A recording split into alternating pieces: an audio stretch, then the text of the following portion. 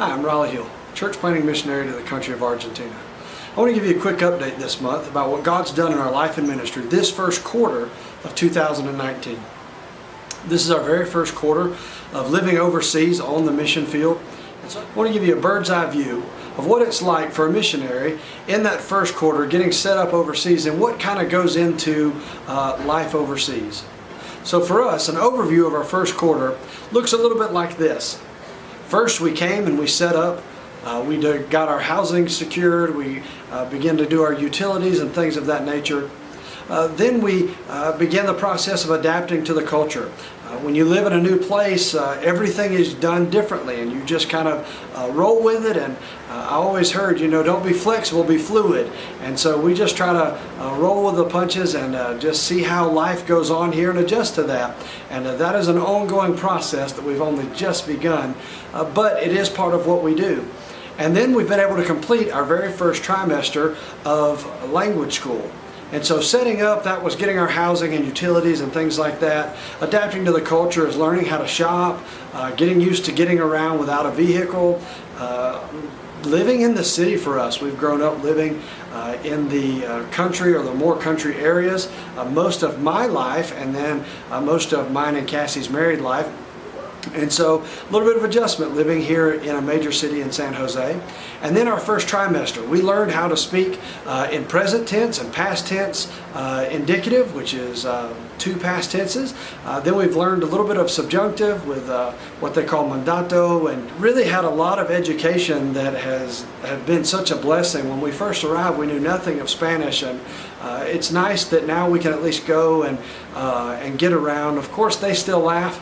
Everyone still laughs when we try to speak because we may forget words or get our sentence structure out of order. But you know what? Considering 4 months ago we knew nothing, we'll take it.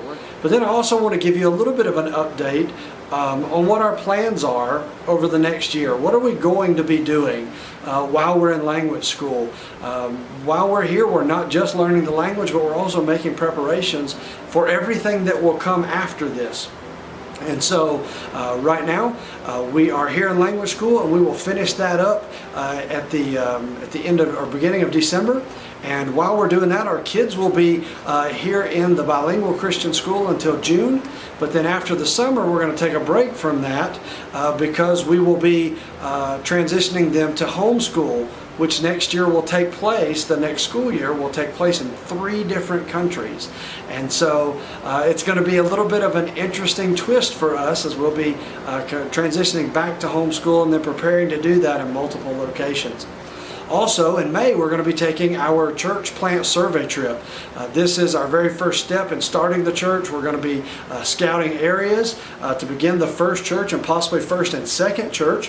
While we're there, we'll be looking for the area that we may want to be able to live, getting our prices nailed down, and maybe even some potential areas because the process takes so long to be able to get somewhere to meet, sort of begin the process of getting facilities ready so that we can, in May, be able to do that again. And so we're going to also be scheduling meetings. We will be moving back to the States after language school for about 4 or 5 months while we're raising some funds to start the first church, raising some additional ministry funds. And then, as I said, the kids will be doing some homeschool there. If we're lucky, we'll finish that up before we have to move to Argentina, but we'll see. And then in April of 2020, we'll be moving to Argentina, getting set up. We'll be renting a house, having to get furniture, appliances, all that wonderful stuff all over again. We're looking forward to that. And then, Lord willing, just a month or 2 after that, 3 months hopefully, at the latest, we'll be able to begin our very first services for the New Life Baptist Church. So we're looking forward to that, looking forward to what all God has in store for us. And we thank you so much for you being such a crucial part of this ministry. We couldn't be learning the language here if it weren't for you.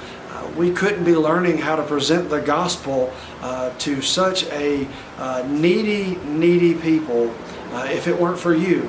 And I can't wait till the days that we can rejoice in the fruit that God allows us, all because you gave and were a part of our ministry and allowed us to be an extension of your ministry.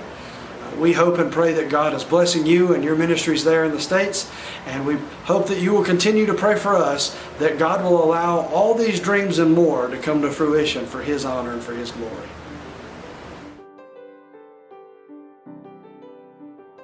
Judson, what do you have there? Peeping. All right, give it a try.